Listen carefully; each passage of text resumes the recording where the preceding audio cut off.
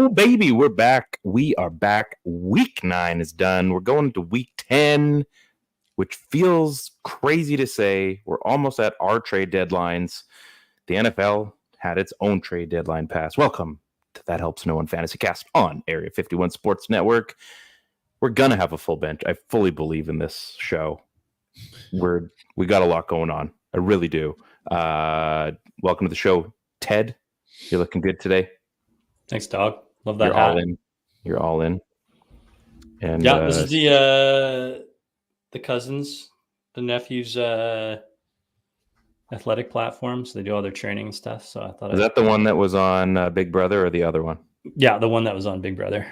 That guy's pretty cool. What's it called? I wasn't paying attention. All in to athletics. It's like you're into athletics, not you're all in. Yeah, so support the fam. That's cool. Are they local? Pardon me? Local? Like give just out of Vancouver. Okay. Good enough. Yeah. Check it out, folks. Yeah, Support. Keenan and Matthew Wong. You can follow them on Instagram, all into. Yeah. Good boys, handsome lads, in shape. They know their stuff. Yeah. This is the same cousin that was on Big Brother Canada, right? Yeah, Matthew. Okay, cool. Yeah. I gotta support him. He was good on the show.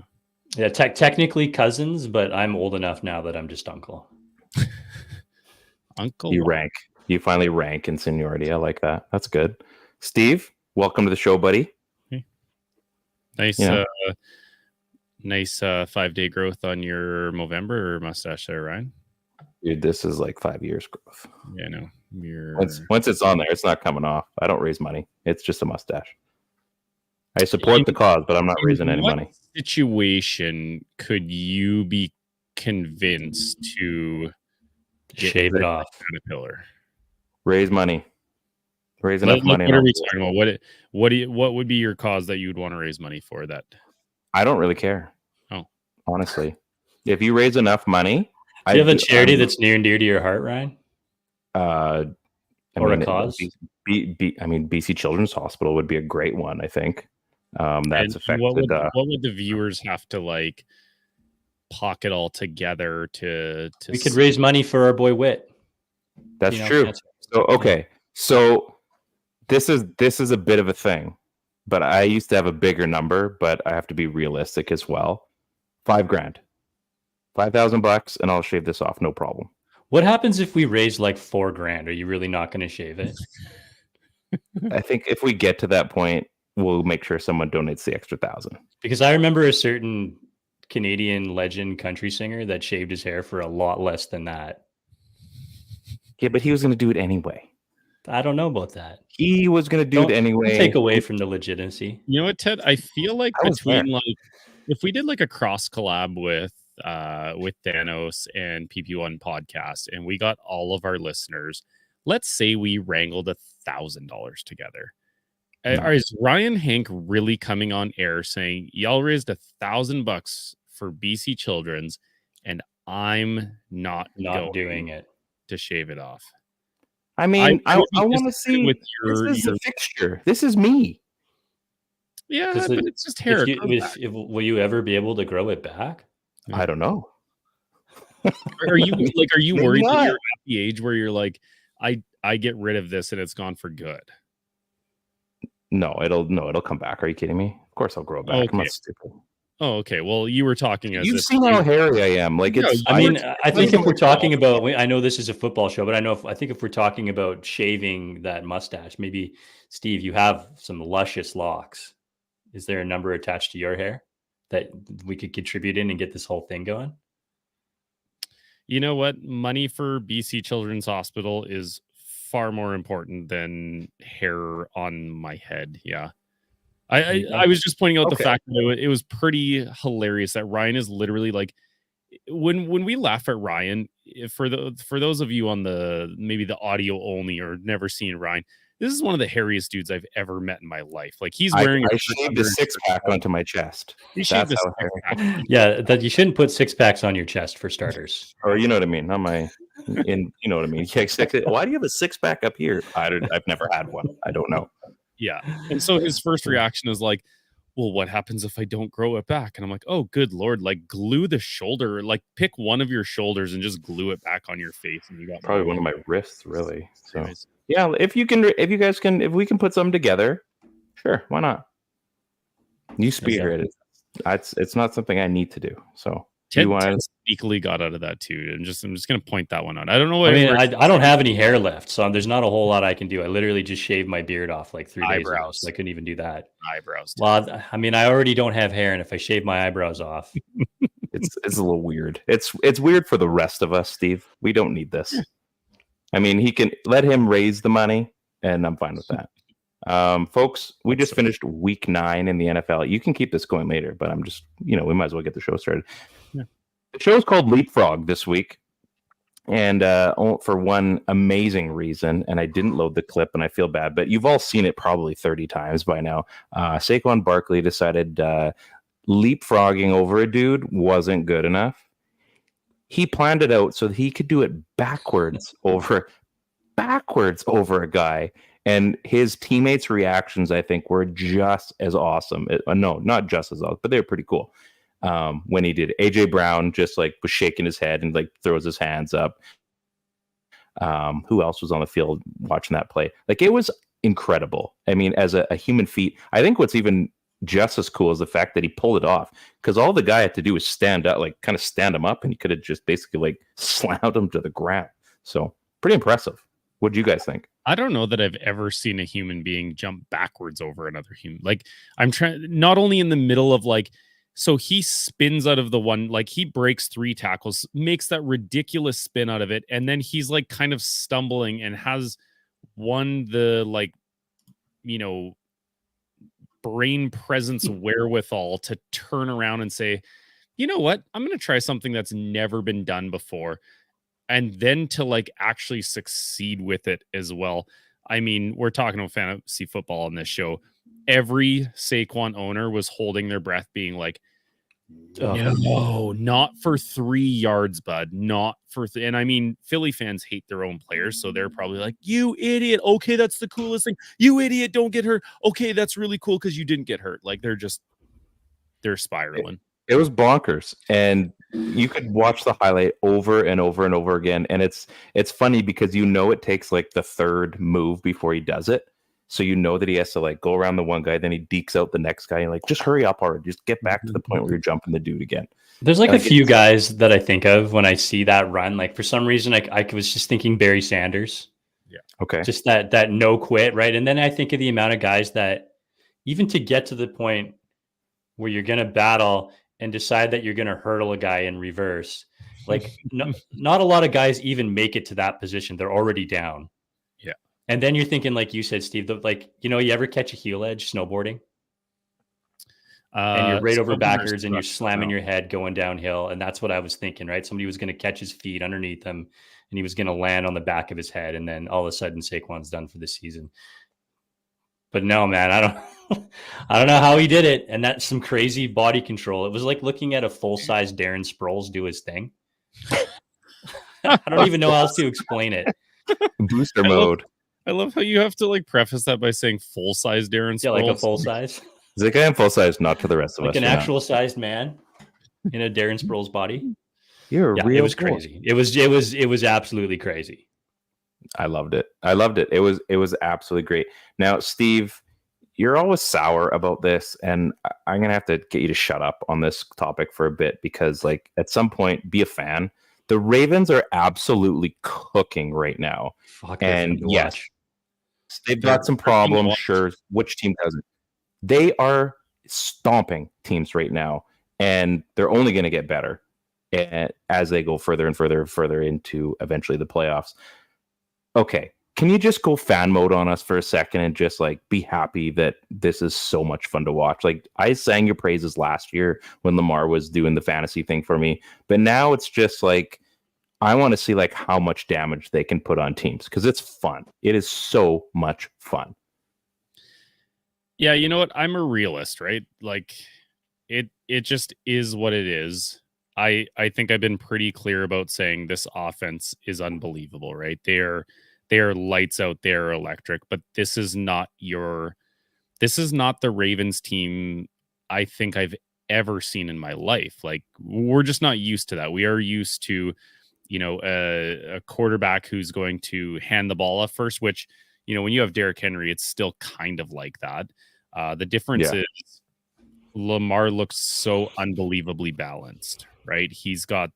They've got that run game working so nicely, but they've got, deep balls, they've got intermediate ones, they've got the short, the screen game. The screen game is working. That's never happened in Baltimore. But the defense is just like, they're junk. They're not that good, and it's full of potential superstars. And I don't know what's missing in it. Some days the pass rush is working, the secondary gives up the points. Sometimes the secondary's on, but like they can't stop a runner. So, are they fun to watch? Absolutely. Are they just as frustrating to watch when they lose to a 1-6 Cleveland or they lose to an underperforming Raiders team? Yeah, like championship level teams don't lose those trap games like the Ravens are. So I'm just, it's not that I'm hating on my team. It's just that I'm tempering expectations, because when you have a championship level team, Kansas City is showing why they go to the dance every year. They're undefeated. They're winning these tight games when like some teams would falter and, lose that game to Tampa when they come back. Kansas City is finding the ways to win every single game. So I'm just hoping kind of down the stretch that they still put it all together, where they're not losing to these teams that like, Ted's a Browns fan. We've talked about like realism between our teams. There is no way this Ravens team should lose to this Browns team in their current form this year. But again, it's the NFL, and you bring anything less than 100%. And yeah, you have teams that should not on paper win games. The Carolina Panthers won a football game this week, folks. I saw that. I was shocked. I got that game wrong. You have to bring your best game, and championship quality level teams like your Chiefs, who are in there every year, seem to find a way to not play down to teams. I don't know what you think of that, Ted. I'm glad you brought up the fact that I think there's like high end potential on this defense. And so I made this comment last week that like got a little bit of reaction when I said I believe it's the most dangerous team in the league. And I believe that for a couple of reasons, because of what that team can do in the run game, because of what they can do in the pass game. And because, the garbage is junk. Like it's the garbage is junk, right? The defense is really bad, but it's got those players on there that if they can just figure it out, even if it's for a streak, who on earth wants to mess with that? Because it's already there, like all the pieces there. It wouldn't be out of the norm for them to put it together through a 3, 4, 5 week span late in the season, like Ravens teams have done in the past from an offensive standpoint. So why can't they do it on the defensive side of the ball? That team it's scary good right now. And they're giving that defense the chance and the time to just figure it out. That Browns game was luck, where a missed field goal and 2 interceptions off the chest from that thing just being theirs, period, walking into the end zone, right? I mean, it was just silly mistakes in automatic plays that just didn't happen. It wasn't like they showed up and punched him in the mouth, right? I think they were in the game, hanging in there for long enough. But yeah, it's just a scary team. Like they can do anything at this point, and all they got to do is figure it out. So I'm going to ask this to both of you guys. Do you think that based on how they're playing, I mean, offensively, they're a juggernaut, but on the defensive side, do you think that they're going to have to play a lot of that grinded out ball? Like, I mean, they've got some big division games coming up. Do you think that they're going to have to, though, like down the stretch, like really bear down that hard? Or are they going to, is the offense going to they're going to have the ball enough that they're going to probably be able to afford to have maybe not like the most sound defensive game through the stretch, and they just have to rely that things are going to get figured out in the playoffs? Like, what do you think? If they don't figure it out, then that team is not going to survive through the playoffs. So if you're Steve, you have to hope that defense puts it together towards the end. And I don't think there's going to be a lot of grinded out games. I think they're either just going to run away with it.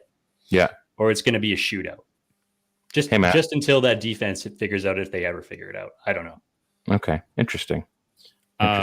Yeah, you know what? Like, obviously, I hope they figure it out. Like, we all want our teams to win before anything. If you were asking me the same question week 4, week 5, I might say, it's still early in the season. There's hope and potential that they can figure it out. We're like over halfway through the season. Like, I think teams at this point kind of are what they are. However, Ted did bring up a good point that any team can hit a hot streak at any moment, right? I'm thinking of like the last time the Ravens went to the Super Bowl. They were junk down the stretch I think they went something like 7-2 to start the season, and they lost like 4 of their last 5 at the end of the year. And I was like, oh no, like what a letdown. And then again, you have one thing go right, in that Super Bowl run, it was Flacco kind of protecting the football, throwing touchdowns at a historic rate. So obviously, yeah, I hope that's kind of the key. I just always get worried when you can't stop the run in December and January football. It's a long night. And they haven't really shown that they can always effectively stop the run. So hopefully. There you go. Okay. Matthew, welcome to the show. Oh, he's not even going to talk to us. We'll just assume that he knows that his mic eventually will work for him. I can definitely hear you now. Okay. We've also got this affected a lot of teams, and it definitely helped no one. When Cousin Puka got ejected this weekend, they somehow missed the other play on there. Like, yeah, you can't throw a punch on there, but what a ball buster. Like, he has one catch for 11 yards, and then that was it. That was his day. And he was just like last week. Yeah. It just sucks though. Like, it's one of those, I mean, it happens, but I guess, yeah, you got to control your emotions, and it is what it is. But man, what a ball buster. So not the funnest way to see a Sean McVay coach team, suffer that way. I hate to see suffering on a team like that. On such a handsome team. It's, hey man, pretty people got to stick together. We got to support each other, right? That's why we're all here today. Can I update you guys on my tight end question that I asked Ted last week? Where I was like, who should I start? I benched my quarterback and I started Taysom for him. So I played three tight ends. And guess what? Taysom had 13 points and my quarterback had 4.76. So it ended up being a great idea, even though I did my 7-game win streak came to an end. I got walloped because no one else except for Derrick Henry had a good game. But you made the right start. I did make the right start, so I won't have the worst bench warmer quarterback slash tight end. So great. That was a good conversation. I just love this. Screw it. I'm just going to do it anyway. Just awesome. Hey, that's YOLO. Back-to-back Taysom start weeks for scores. Absolutely. So I put that clip up a little bit later in the week. It was a little tougher to get to clips this week. But first of all, Steve, I will give you your flowers where they're due. Yeah, as long as we've been on the Sleeper app anyway, there's not a win to be had for my team against yours. I will give you credit there. I can't prove anything. Was that last week was the first week you've ever beaten me? That's right. Okay. So I as always, I will admit. You sounded when I'm so wrong. like unequivocally confident last when you were talking. I was sure, and I left. I'm like, nope. Turns out it was right. This is the one. I mean, that's fair that you keep tabs on me. I appreciate that. But yeah, so that is my first win that I know of against you. So yay me. Good things are on the horizon for you. I hope so. So this is my final question, then we'll get into THNO Stars. Are we officially done putting any credit to CJ Stroud and the Houston Texans this year? Like, can I officially get off of this train thinking that anything good's going to happen for the Texans? Because they're killing me in pick'em. Any thoughts that I'd even want to put them in are always backed up by great job, Kirk Cousins. I just, like, is there anything worth being excited about? I mean, Tank Dell. Yeah, Tank Dell. but not CJ Stroud. I don't like it. Tank Dell out. Yeah. He's helping singular players out and his stats mirror. But other than that, he's not helping a lot of guys out. He's helping like one guy out. I don't think there's anything there in Houston anymore. It's tough when your entire starting receiver group is for the year. Like that just eliminates any value. But they just don't look that good. Even before the heavy injuries, they were kind of starting to slide. So that's my point. Yeah. Anyway, I mean, when you look at his fantasy output, he's had 3 bad weeks in a row before his 3, the Jets, the Colts, the Packers. Before that, he was actually looking pretty damn good. Like his worst week was, in standard leagues, 15.8 points. That's not anything to like write home about, but it's not terrible. It's not terrible, and he's putting up over 20s, 27, 26. So I don't know. I still believe in him. And there's a Ryan and I traded who was it? Stroud, and you picked James Cook. Yeah, our trade. Yeah, and a pick, right? And a pick for Gibbs. Yeah, and so if there's something to look forward to, James Cook has looked. To me, that was the trade. At the end of the day, the trade, the Cook and the pick worked out. I was just hoping Stroud would do. It was like me making the trade for Peyton Manning or trading Peyton Manning away the year that he won the MVP for the Broncos. That was a good year for me. Not to mention, he's got Detroit, but he's also got Dallas, Tennessee, and Jacksonville back to back to back. And then you throw obviously Miami, Kansas City, and then depending on what league your league does for playoffs, got Baltimore in the final week of the season. So it's not all bad, right? Right.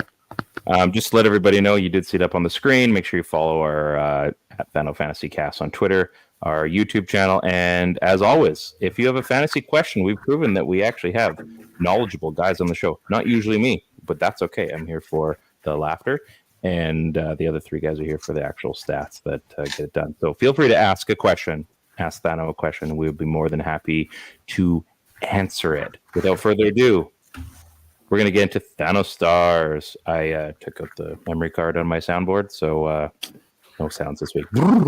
There, how's that? Like a flustered pigeon. So let's get into Ted. Who do you got for your THNO this week, bud?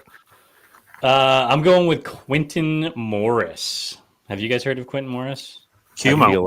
Prior to this week, I'd never heard of old Cumo. Interestingly enough, spells his name Quintin. That's a different way to do it. That's a factor at all. But with the game tied midway through the 4th, the Bills were threatening at the 2-yard line and even went into the jumbo package. At that point, you had to believe that the next score was going to go with a Cook or Allen on some wide run, or even Dalton Kincaid, who had finished with 10 targets that game. I mean, could even went to Ray Davis, who had a monster game too. But no. If we're going to break the tie, we might as well go to a 3rd-string tight end. And we might as well make it his first target and his first catch and his first score of the season, because obviously we want to make sure that helps no one. So go ahead and roll that clip. Whoa, Anderson. Allen, chased, hit, caught, touchdown! Morris! Quentin Morris has caught the touchdown! A disintegrating pocket! And somehow, some way, Allen kept his composure. I don't even know how he was able to see it. Rumor has it, not even his grandmother started him. Rumor has it.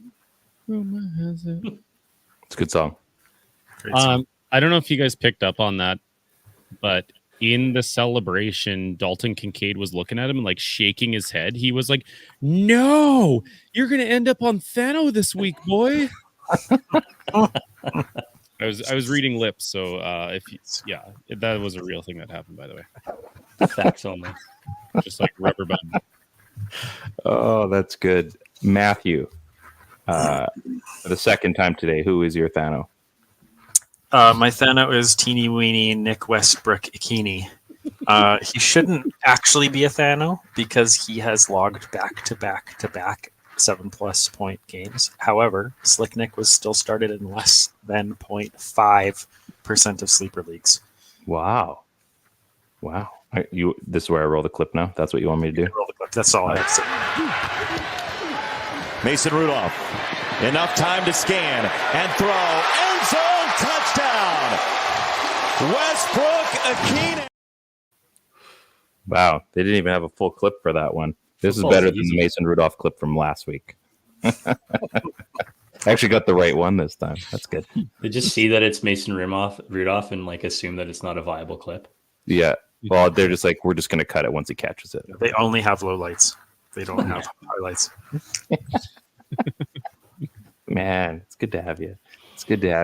We're going to get into mine next. So Malachi Corley, you don't get his stat line because it's not worth it. His roster percentage or his starts, because he didn't score.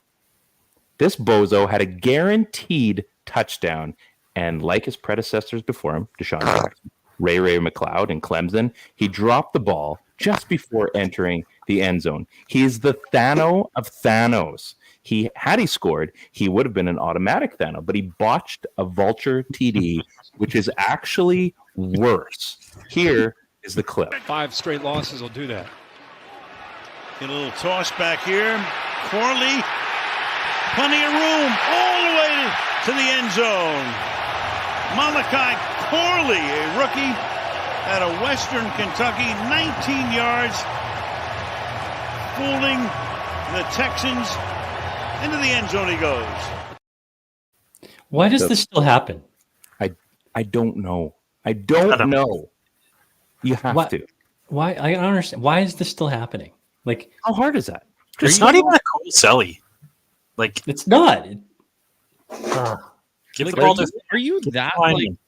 You're that itching to just get rid of the ball. You're like, oh, I don't know what to do with it anymore now that I'm crossing. Like, just hold on to it. Man, it's the NFL. You may never score again, and he probably won't. No, unless you are a generational speed talent like a Deshaun, like, I mean, maybe not a Hall of Famer, but that dude for a long time. How do you not make that business decision for a rookie and say bye? I just laughed. I'm like, you're my pick because you didn't actually do the job that you would have been yelled at in the first place. You got yelled at for being yelled at. Most likely getting castrated in practice. You know what? It's not showing up right now, but maybe we'll update on this. If Malachi Corley Sounds might not matter. Still on the Jets next week, I think we have to place a bet on Bet365 whether he's going to score a touchdown again. The odds would be ridiculous, right? Like if we put $1 down, we're probably having a good pub night out if Malachi Corley does the unthinkable and scores in almost back-to-back weeks. If we put $10 down, then it's going to be a boys' trip to Vegas. It's like it's the new Jody Fortson play, right? The Super Bowl play. How come you can't? I remember that. We're all sitting there at the Super Bowl party and couldn't even make a bet for it. He wasn't even on the list. I did my damn. I will keep an eye out for that, and if it does, we'll put a little cheddar down and see if we can have a night out on this one. Yeah, be hilarious. I'm in for $250. Perfect. Well, then I'm pulling my $5. You guys want to retire on this? Like, probably. Hey, whatever the odds would be on this, like, yeah. Probably better odds than me picking Justin Tucker to win the MVP of the NFL the one year. Yeah, I would say so. I would like to know. I would take $10 on that. Steve, who is your Thano? Kind of ironic because I have the Canucks game on in the TV screen left to me here. Ryan Miller, Canucks legend goalie turned pro football player.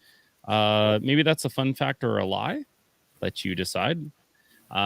Anyways, this is more because I needed Trey Palmer yesterday to get a touchdown.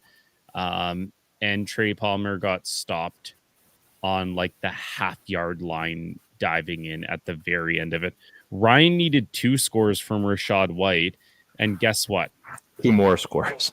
I needed the game tying touchdown, and I need an overtime magic touchdown. Ryan Miller literally helped at least -2 people on this cast, and probably -2 people somewhere watching this cast. Cool name though. Cool name. Fake the handoff. Wide open touchdown, Ryan Miller. So I needed so much to go right in this Chiefs-Bucks game. I had a parlay of the Vikings winning with Sam Darnold throwing two or more touchdowns. Hit on that early, so I was pretty excited. My other part was Patrick Mahomes throwing for 3 touchdowns and the Chiefs winning. Mahomes has not thrown for 3 touchdowns all year, so the odds were pretty good. The other caveat to that was that in my weekly work pick'ems, there was a tiebreaker score, and I needed the score to get like really run up. So I was like, okay, I need Tampa to come back and score a touchdown, which they did. And I was like, but then I need Mahomes to come back and score, and then I need Tampa to come back and score, and then I need Mahomes to throw his 3rd touchdown. But I also need Tampa to come back to bring it to overtime so that my point total can go over, and literally everything happened. So I'm not overly concerned with Trey Palmer. I might just drop him because Ryan Miller is more. You needed a college overtime game. How did we make out on our little parlay that we put together? Oh, you know what? Matt Ferguson, the genius of geniuses of this group, hit on his bets. Do you want to remind everyone what your bet was? Over 12.5 receiving yards for Taysom Hill and over 0.5 touchdowns. And I think he had like 40 something receiving yards. Yeah, he had quite a bit. Wasn't mine the Taysom Hill bet? No, yours you didn't pick anything. Wait, there's Devontae and Barkley. Who had Devontae Smith and Barkley? Mine was the Barkley pick. That was my contribution, but I needed more to add to it, so I just put in Devontae Smith. Oh, okay. So there's Kyron Williams. Ted put Kamara over 100 rushing and receiving, or Taysom anytime score. Okay, so that's the same thing. You already took Taysom? Okay, got it. So it would have been Kamara over 100 receiving and rushing. Which he did. I think he did, yeah. Plus the score. We were a close game away from Kirk Cousins throwing for 252. Literally, I'm watching and I'm like, dude, you gotta throw 20 more yards, man. At least 20. Like you never make it close. And I'm just watching, I'm like, this game is over. He's not gonna throw. They're gonna hand off the ball for the rest of the game. Like, dude, you gotta throw a few more passes for me. We are gonna do this every week, right? That was kind of fun. You know, I'm willing to do that. Like, it's really so my 4-sport league. Yeah, my 4-sport league. One of our guys kind of started that, so we've got 12 guys in there, and he's like, I just need your one best thing. So, you know, it's a 12-leg parlay essentially, which is so unrealistic that you're going to hit it. But I mean, like I said, you throw $2 down, and you walk out with, you know. I think the first one he did, it was like $35,000 if it hit, and he was only 3 of them off. It's just one of those things, like, how hilarious. I mean, it would be pretty awesome, but it would be pretty funny if just this random, let's each throw together, you know, 3 locks of the week, and we somehow hit this. And like Ted said, we go on a Vegas trip if we win $35,000. We could put Malachi Corley on there. I was just reading his offensive rookie of the year odds, and he's was it plus 30,000 or something like that is his line right now. he's poised to have a massive second half. Out of nowhere, from dropping the ball to dropping bombs and winning trophies. That'd be awesome. Let's get into sneaky starts. Oh, sorry, wrong photo, but never forget, folks. That ain't going anywhere. Sneaky starts. That was a sneaky move on my part. That was pretty sneaky. Speaking of people that were just on the screen, Ted, who is your sneaky start this week? Oh, well, let me just do a little bit of scrolling here. Sneaky start of the week. Well, being the backup behind the king might make one think that there's a lack of opportunity. But being one of the best pass catching backs in the league and one of the best offenses of the league also has its perks. And then add to the fact that the Ravens are going to be playing the super desperate 4-5 Bengals, fold in a little bit of the Ravens having one of the league's worst pass defenses, and things could turn into an absolute shootout with this team. It's just the type of game that a pass catching back can excel in. And then we've seen Hill do this before. He's also surprisingly second on the team in receptions to some guy named Zay Flowers. So I was pretty surprised to see that. I think maybe we're not, if it turns into a shootout, I don't think we're going to see as much Derrick Henry, and it's going to be a Justice Hill game. Surprisingly enough, he's only 6% started. I think could be worse spots to lay your money if you're going to be picking up a guy off the roster to put into or off the junk heap to put into your flex start. But I think this could be one of those Justice Hill games where he goes off a little bit. So wow, okay. I'm going to get him into my roster. I've had him for a couple of big starts this year already, but he's a talented dude that can sure catch the ball and run. So I'm going to go with Justice Hill in this one. It's a Justice Hill game. Are we gonna, before we get into Matt here, where are we at with Keaton Mitchell? Is that going to be worth even talking about this season? His practice window opened not too long ago. So, I mean, he's going to be on a roster fairly soon here. If you have Derrick Henry, you are not taking any snaps away from Derrick Henry to give that to Keaton Mitchell. But a guy like Justice Hill will give up snaps to him. So, while you can still start Justice Hill, it's a smart play. He's one of those guys that in your flex spot, you can get a 5 out of him, but you can also get, I think there was one game, maybe it was against the Bills. I think he put up over 10 at some point. So if he's looking at, I don't have a snap share, but maybe I would say 30 to 45% of the snap share is probably what he's on the field for. You can probably expect to see him on the field for like 25% of the snaps and get Keaton Mitchell in there for 15. Because if you have a Keaton Mitchell who's coming off of a big knee injury, who's a speed guy, it's going to take him time to get up to speed in the game. But he's a guy that can break out a touchdown on any snap. So defenses have to respect that. And if they don't, it could be a home run hit on, 3 carries with a touchdown. You could see Keaton Mitchell on this show if he's, started in 0% of leagues and he gets 15% snap share and breaks off like a 75-yard touchdown. Fair enough. So okay. To answer that question, it looks like his lowest snap share has been 33%, and that was this past week. Okay. But we're looking at 50, 46, 53, 41, 54, 54. Plays a lot, obviously, in those passing situations. The big week was in Buffalo for 17 points. He had 6 receptions, 78 yards receiving, plus another 18 on 4 carries. There you go. Matthew. Parker Washington is my sneaky start, who was actually my sneaky ad last week. He had 6 targets. He only had 5 points, but he 50%ed. Added 50% to his targets. His season high was 4. He went to 6. I would be keeping an eye on Gabe Davis to see if he's going to be back, because if that's the case, then this might be a little more of a desperate deep flex in a deep league. But as at SS Fisher 87 always says, targets. And tag it. Got extra targets. Yeah. Plus Washington, again, is averaging 87.5 points a game. So, jeez, take him. There you go. The hockey equivalent of shots. Yeah, exactly. just doesn't roll off the tongue as much as that targets. It just takes longer to say. Mm-hmm. Steve, who you got? It's a little dirty. Mm-mm. My sneaky start is Juwan Jennings. Wait, which one is this one? This is Juwan. Jennings. Elian? That's a Lalian?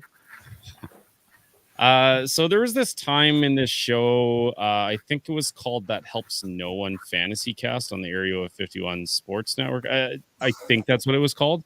Or was that 2 weeks ago when I said to start him? No, there was some advisor. Matt might have actually said his name at SS Fisher 87, told you to start Huian Jennings, and boy, did he go off and win me the best advisor trophy of 2024. Well, you need to trust me again on this one, folks. If he is active against the Bucks, he is an absolute must start. 1% started. Now you might be asking yourself why. It's because he's been injured. Isn't there a W in his name, or did you guys do that to piss me off this time? There's not. There's not. Huh. Yeah, you know what? Anyways, he's been hurt. Silent W. It's the silent W. I love it. Huan. It kind of sounds like there's a W, but it's an AUA sound. Wow. It's way one. He's got funny. He has orange hair. That's fun. Wow, Huan. You know what? Make sure you start him if he's playing this week, because the Tampa Bay Buccaneers in this year of our Lord 2024 are just going to find ways to let teams score on them. If it is raining sideways in Arrowhead, they still let the points roll in. I couldn't believe. I keep making this joke at work. If you are ever going to take a surefire bet the over in any Bucks game this year. Okay, the one I told a guy, I was like, if the over is 70, take the over. And that's when they were playing the Ravens, and they're like, really, 70 points? That's a huge over. And I was like, take the over. The Bucks they find ways to let teams score. Baker is also, your poor man's Brett Favre. He's going to sling it. He's going to score points. He's going to give points up. Like, he's going to give pick sixes. He's going to give a good field position up, but he's also going to score points. So start Huian Jennings along with every 49er you possibly can. So does Baker Mayfield have a chopper as well? Is he into motorbikes? Goes down to Sturgis rallies every year too? That'd be a question for Ted. Do you know if Baker Mayfield gets involved with the Sturgis as well? Or no? I don't. I do know that Juwan Jennings has maybe the best haircut in the league, though. Pretty awesome. Yeah. Pretty awesome. What do we got here? I do miss Baker Mayfield. I miss Baker. Yeah, that's that's a good photo. That's a really good photo. A really, really good photo.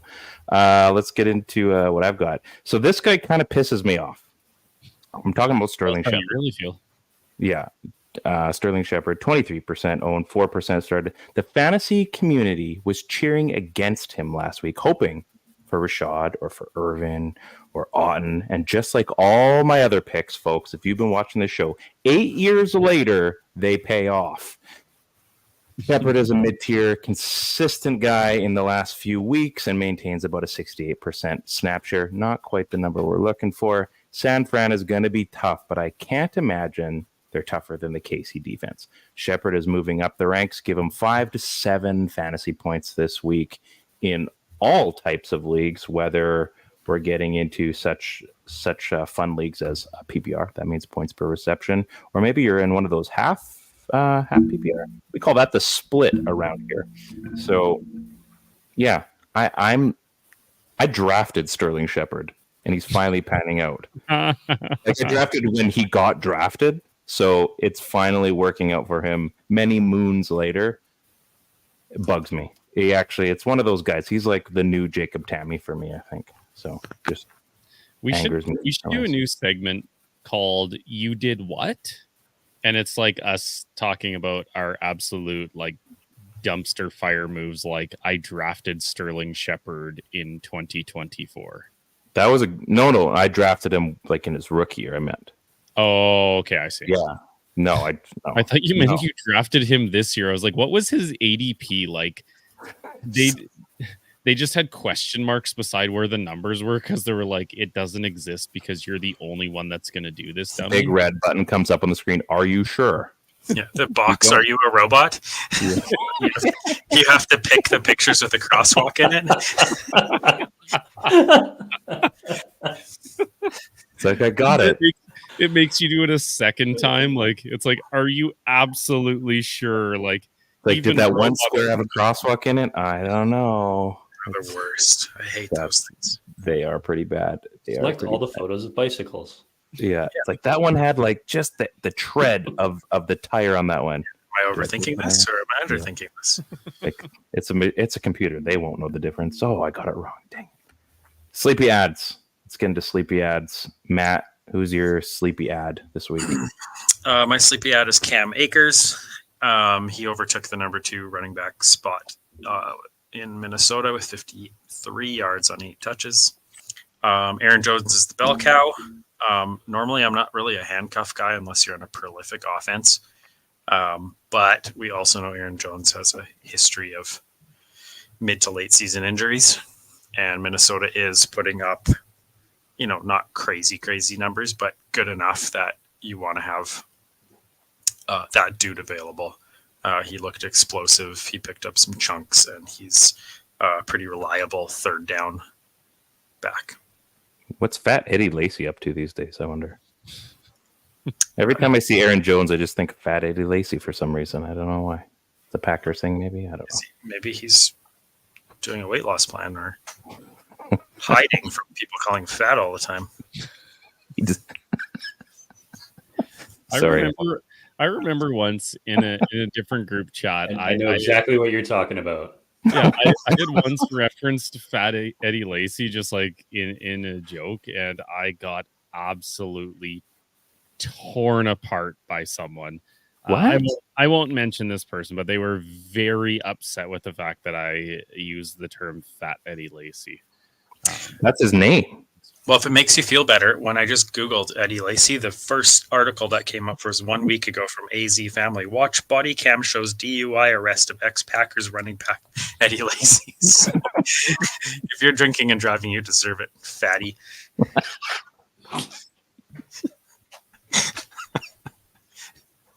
It sounds so much more funny coming from one of the nicest human beings that I know. Well, I know Steve's still recollecting himself, so Ted, can you go, please?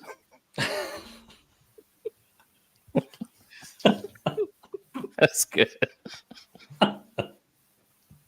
Listen, we don't shame people, but sometimes we shame people. Okay.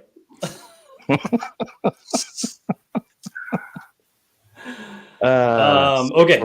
There we go. But for real, okay. For real.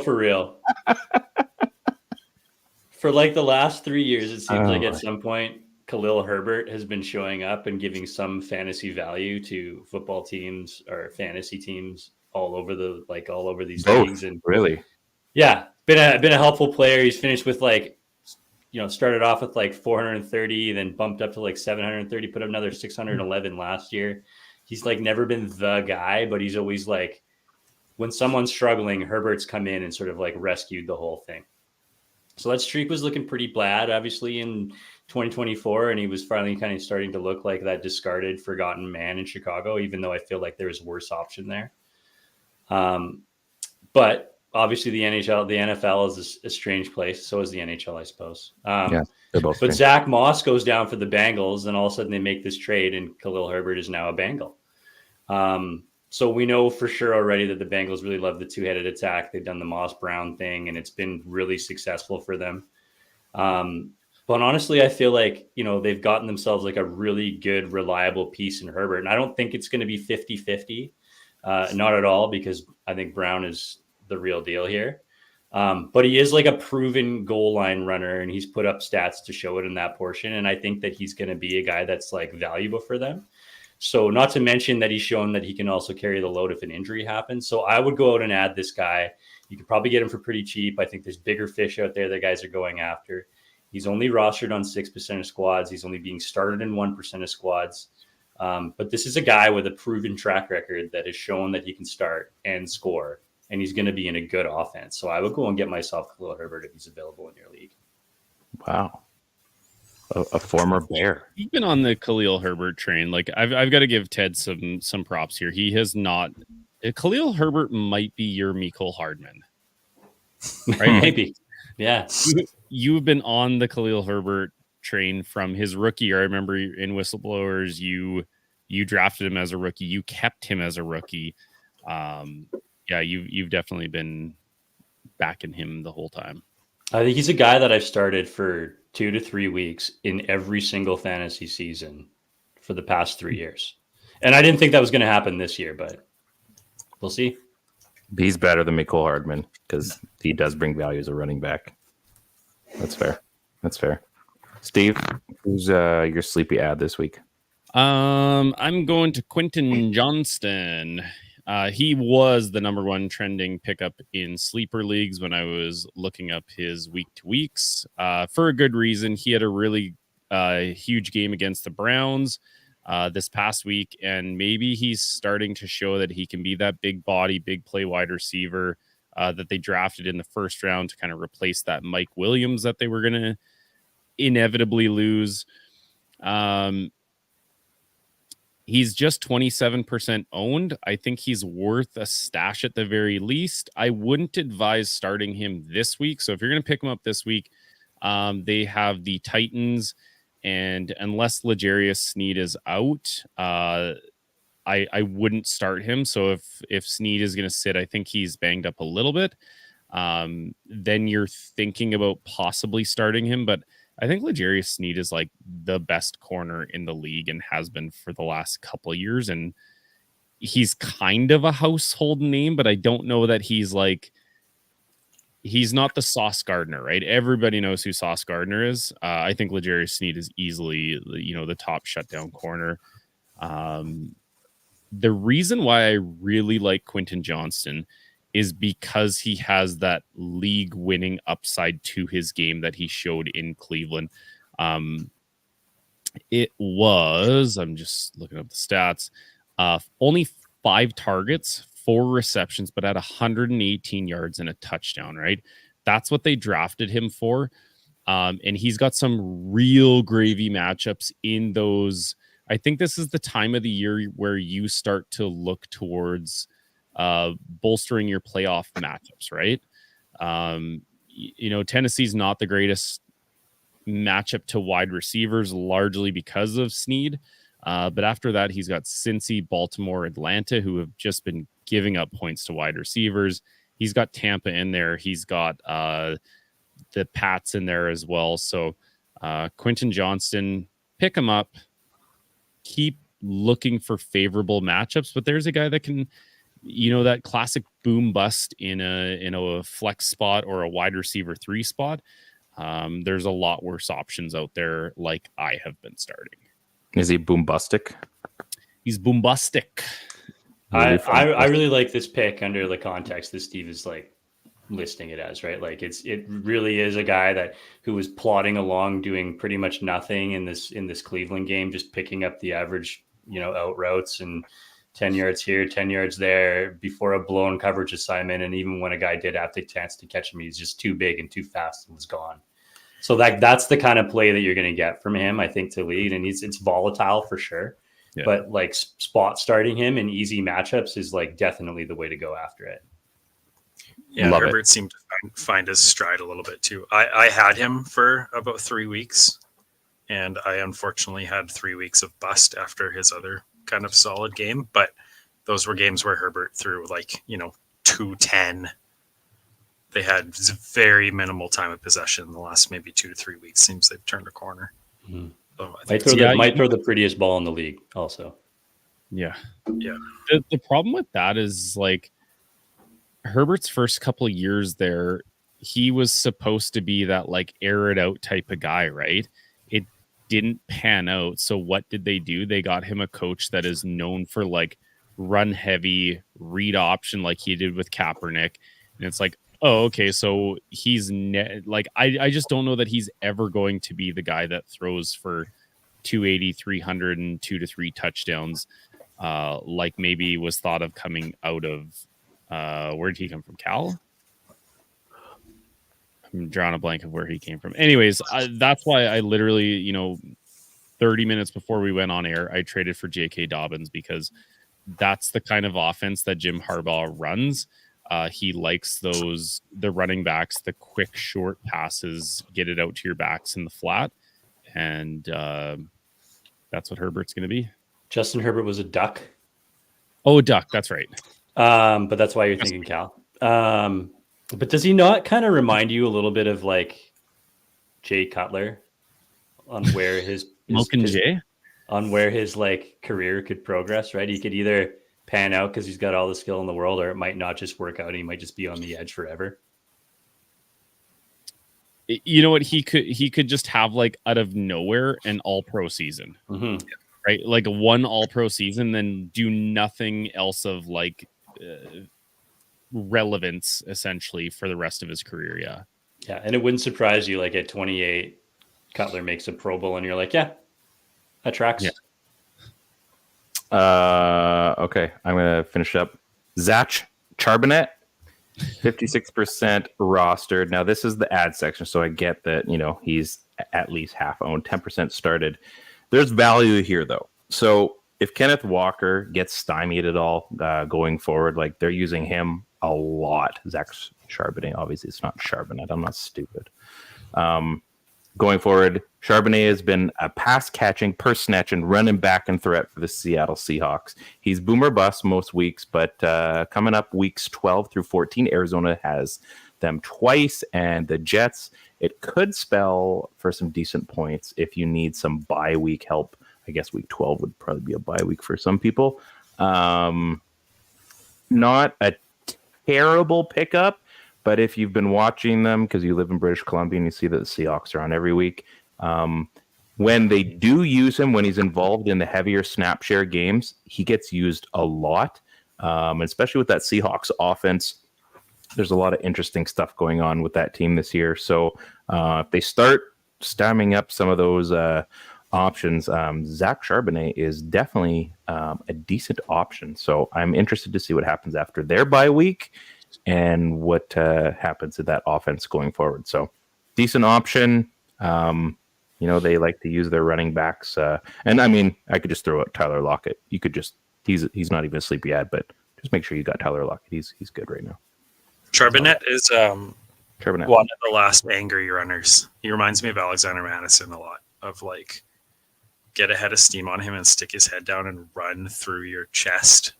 Doesn't have the best vision, zero patience, but he will beat the living hell out of a defense. So if he ever gets a game where he can actually get more than 7 or 8 snaps, he's had a few massive games this season. I think that's when Walker was out, but they like using him and they know how to use him. I think it's too bad that you don't see that with more players in the NFL, but it seems like when they're ready to make him a series option, that Charbonnet is going to have himself a nice little finish to the season. There you go. We got a few minutes. Do you guys want to do remember the name? Yeah. Perfect. That's the name of the game. Well, it doesn't matter what your name. Like I said, I lost the sound clip, so that's as good as it's gonna get. It's as good as it's gonna get, brother. Ted, tell us a name we might have forgotten. You guys remember LG Crumpler? Yes. Yeah, maybe the best. Yeah, probably the best ever Falcons, all-time Falcons tight end. Was a dude, played for a long time, 10 years, was like in that era of like huge tight ends. Like he was only 6'2", but he was 275 pounds. Remember when like every tight end was massive because they had to block, but there were some of them that were like starting to be able to catch the ball a little bit. Yeah. Made 4 Pro Bowls. Was pretty shocked to find that out. But yeah, guy that had a super long career, not your prototypical tall tight end, but could do everything for Atlanta and was kind of wasted there for a number of years. So yeah, LG Crumpler also ranks very high on the all-time name list if we're talking about guys like Barkevius Mingo last week. Also Ontario Smith. Makes me hungry when you say algae crumpler. Just feel like I need to be eating something. Like crumpler. Like algae? Or hey, people got to eat. Fucking total crumpler. Yeah, what a crump. We might need to make that thing. Matt, who's your guy? Since we've been on the topic of former NFL players with DUIs, and also on the all-time name list, former Minnesota Viking running back Ontario Smith. Great pick. Perfectly original. I've just remembered that name 2 minutes ago. I love how he says great pick to his own. Like, he's the first one. He's like, yeah, that's a great pick. Hey, who said that? Anyone? He's very confident. Very, very confident. I'm going to go with a guy here. A few of us have had him. I was on the Benjamin train for a long time until eventually I had to trade him. Kelvin Benjamin. Remember him? Wow. Benjamin. That guy was a beast out there. Never was fully utilized, unfortunately, but he was a monster out there. I enjoyed watching that guy play. And he played for the Panthers, which was tough because I didn't really want to watch a lot of Panthers games, but Kelvin Benjamin was a lot of fun. Calvin Benjamin was one of the all-time Ryanists picks. Totally. Yeah. That is You true. trade some Buffalo, right? Was that where he? Yeah. I think so. Yeah. Was it Calvin or Calvim? Kelvin. Ooh, Kelvin. Kelvin, like Mm. degrees Kelvin. Yeah. Nailed it. Okay, Steve. Can continue. You know what? In all honesty, I probably should have been thinking of a name or looking something up while you guys were talking. In my defense, I was watching the Canucks game.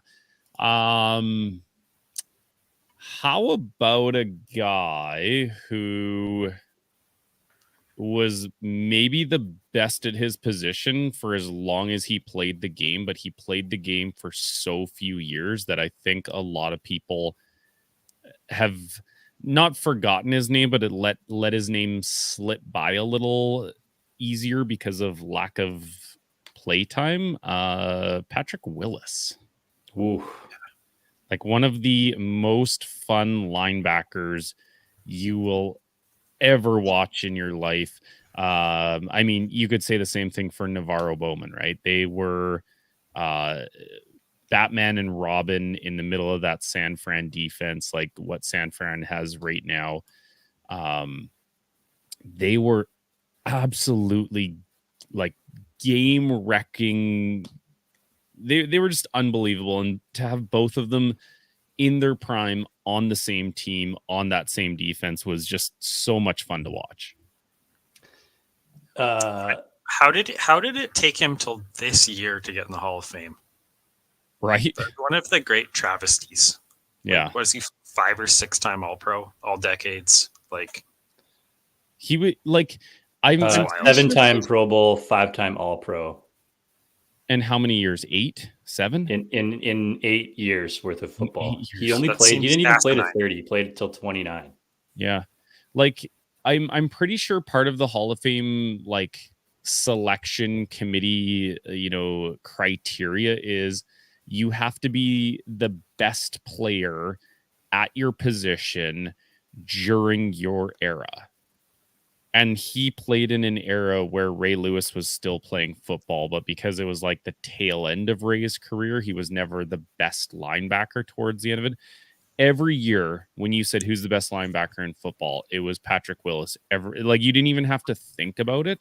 And like poor Navarro Bowman, without Patrick Willis playing football, you may have said Navarro Bowman was the best linebacker in all of football, and he probably could have made the Hall of Fame if he wasn't playing beside Patrick Willis that whole time. One of the few guys too, like that had it all, like had the instincts, like the A+ level instincts, and was an A+ level freak athlete as well. He had that one bad season though where he only had 98 tackles though, so that's so off here. And I'm pretty sure it was him who had like just an unbelievably horrific childhood, like had no business making it to 17, let alone being a professional athlete. Like everything about his story is first ballot Hall of Fame. and like just such a humble person in the media and in the community. Like there's a guy who, like, when you're talking with young people, young athletes, young male athletes specifically from bad upbringings, it's like you have two paths in life right now, right? You can let your upbringing kind of bring you down into something that, you know, anyone would look at you and say, fair enough. You know, you had to deal with a horrific upbringing, or you can turn this around and be, you know, maybe a generational football player if you really like put your mind to it. You got time for one more?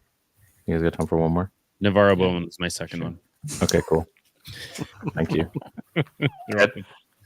Okay, so while we're talking about some of the all-time great athletes, I'm going to talk about Bubba Franks instead. Ooh. Ooh. Great choice. Another member of the all-name team, I feel like. Played 9 years, just the same as LG Crumpler. I think he's like a year older. But I don't think the plan ever was for Bubba to come to the NFL and catch passes, but that's what he ended up doing. And he scored 32 TDs, which I was pretty surprised by. Made 3 Pro Bowls, also pretty impressive. And he was, again, part of that slew of like massive, just gargantuan tight ends. I don't even know if we have tight ends that big in the league anymore that are 275 pounds, but he was 6'6", 265. Like a BBL. Man, I remember him being slow in like Madden 2001 or something like that when he had like 71 speed. Just huffing it. But Bubba Franks, Brett Favre's best friend. I know there's a Brett Favre mention earlier in the show. So nice. Was his nickname Rubber as well? Rubber Bubba Franks. It should be honorable mention. And to answer your question, Ted, you should know the answer to this one. Yes, there are still tight ends in the league that are that big. He plays in the AFC North, just got drafted out of Georgia. Darnell Washington. Oh, geez, yeah. 6'7", 264. He's a mean dude to play against. 6'7", but still smaller than 6'1" LG Crumpler. Love it. Matt, you're going last today because I know you're going to clean up. We were just talking about the Canucks game. I'm talking about CBJ.